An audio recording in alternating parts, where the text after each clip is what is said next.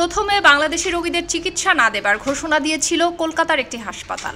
এবার সেই তালিকায় নাম লিখিয়েছে দেশটির উত্তর পূর্বাঞ্চলীয় রাজ্য ত্রিপুরার একটি হাসপাতালও। এছাড়াও ওই হাসপাতালে বাংলাদেশিদের জন্য হেল্প ডেস্কও বন্ধ করে দেওয়া হয়েছে। 30 নভেম্বর রাতে এক প্রতিবেদনে এই তথ্য জানিয়েছে ভারতীয় সংবাদ মাধ্যম হিন্দুস্তান টাইমস।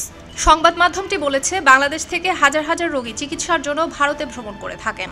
কলকাতার পাশাপাশি ত্রিপুরা এবং দক্ষিণ ভারতের হাসপাতালগুলোতে চিকিৎসা করাতে যান বাংলাদেশি রোগীরা। তবে স্বৈরাচার শেখ হাসিনার পতনের পর উভয় দেশের সম্পর্কেও দেখা দিয়েছে শীতলতা। এমন অবস্থায় বাংলাদেশের কোনো রোগীকে চিকিৎসা সেবা না দেবার ঘোষণা দিয়েছে কলকাতার জেনে রায় হাসপাতাল। এবার সেই একই পথে হাঁটল ত্রিপুরার ILS হাসপাতালও।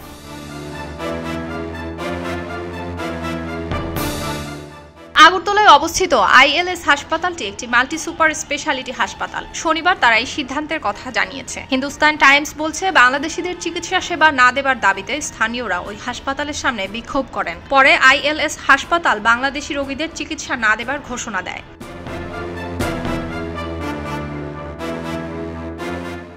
ILS হাসপাতালের চিফ অপারেটিং অফিসার ভারতীয় বার্তা সংস্থা PTI-কে জানিয়েছে, বাংলাদেশিদের চিকিৎসা বন্ধ করা নিয়ে স্থানীয়রা যে দাবি তুলেছে তার সঙ্গে আমরা একমত। আখাউড়া চেকপোস্টে এবং ILS হাসপাতালে তাদের জন্য যে হেল্প ডেস্ক ছিল সেটিও এবার বন্ধ করা হলো।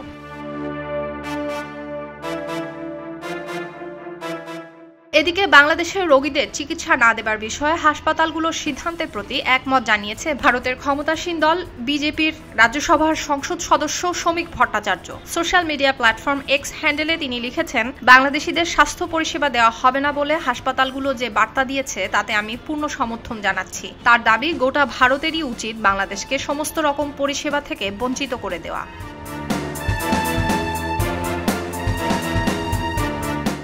প্রসঙ্গত, গত 5 আগস্ট ছাত্র জনতার গণ আন্দোলনের মুখে শেখ হাসিনার নেতৃত্বাধীন সরকার পতন এবং তার পালিয়ে ভারতে চলে যাবার পর থেকেই টানাপোড়েন চলছে বাংলাদেশ এবং ভারতের মধ্যে। সম্প্রতি সাবেক ইসকন সদস্য এবং সম্মিলিত সনাতন জাগরণ মঞ্চের নেতা চিন্ময় কৃষ্ণ দাসের গ্রেফতারের জেরে আরও তিক্ত হয়েছে প্রতিবেশী এই দুই দেশের সম্পর্ক।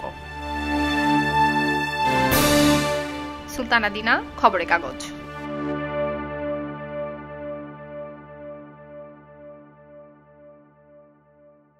সবাই যখন জোয়ারে গা ভাসায়, কেউ কেউ ঘুরে দাঁড়ায়। সময় হারতে শেখালেও কেউ কেউ চ্যালেঞ্জ ছুড়ে দেয়। পক্ষপাতের ভিড়ে আজ থেকে কোনো পক্ষ নয়, খবর হবে নিরপেক্ষ। বানোয়ার তথ্যবাদ, খবর হবে নিখাদ। ভেঙে গুজবের শিখ, খবর হবে নির্ভীক। এলো খবরের কাগজ, নিখাদ, নির্ভীক, নিরপেক্ষ।